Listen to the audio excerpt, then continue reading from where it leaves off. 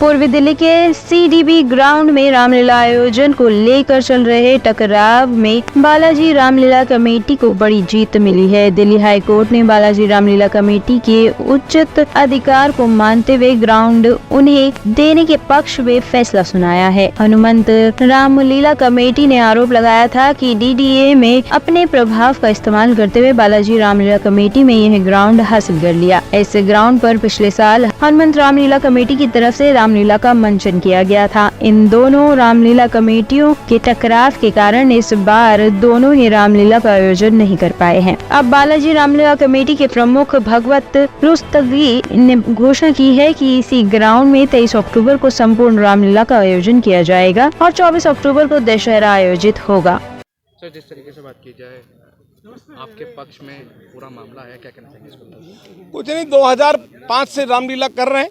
ये 19वीं रामलीला का महोत्सव था।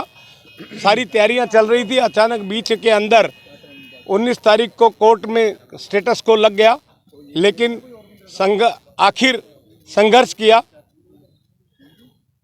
असत्य पर सत्य की विजय हुई। मैं तो यही कहूँगा, उनके पास कोई ज़मीन जायदाद या उनके पास कोई लैंड की कोई बुकिंग नहीं थी। वो ज़बरदस्ती रामलीला का बहाना ले रहे थे। रामलीला करनी होती तो वो, जैसे हमने 27 जून को ये बुक किया, ऐसे ही वो किसी दूसरी तलाश में चले जाते। अगर हम उनकी जगह पर होते तो हम कोर्ट नहीं जाते, हम तो कोई दूसरा स्थान अल्टरनेट ढूंढ करके वहाँ अपनी लीला का मंचन करते। क्योंकि ऐसा लगता है क्योंकि उन्होंने कोई ज़मीन बुक नहीं कराई, उन्होंने कोई ग्राउंड बुक नहीं कराया, ना उनके पास कोई DDA की रसीद है। इसलिए ऐसा लगता है कि वो सोच रहे थे कि हम तो रामलीला करेंगे नहीं और दूसरों को करने देंगे नहीं। पूरी साजिश रची गई थी। मैं नहीं कह सकता ये बात, साजिश की तो मैं नहीं कह सकता, लेकिन बिघन डाला उन्होंने रामलीला में। अंततः गतवा विजय हुई और आज आपके पास ये हम खड़े हैं लीला में। JCB हमारी चल पड़ी है, काम शुरू हो गया है। अब हम रामलीला के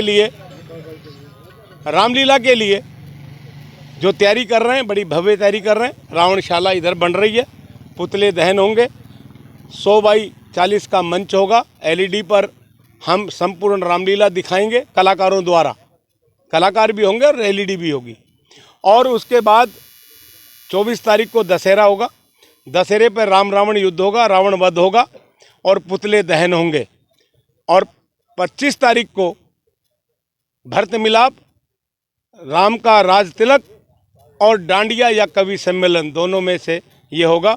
उसके बाद प्रभु श्री राम से आशीर्वाद लेते हुए इस वर्ष की रामलीला का आयोजन जो है वो हम विराम देते हुए अगली बारी के लिए प्रार्थना करेंगे कि इस प्रकार का व्यवधान ना आए और क्षेत्र की जनता को प्रभु राम की आदर्श रामलीला का मंचन कर दिखा सके, ताकि यहाँ एक मर्यादित और एक अनुशासन और एक अच्छा संदेश क्षेत्र की जनता को जाए। ये रामलीला का कारण है।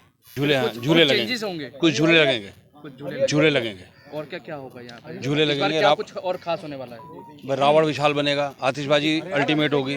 जो आतिशबाजी होगी वो बहुत बढ़िया होगी।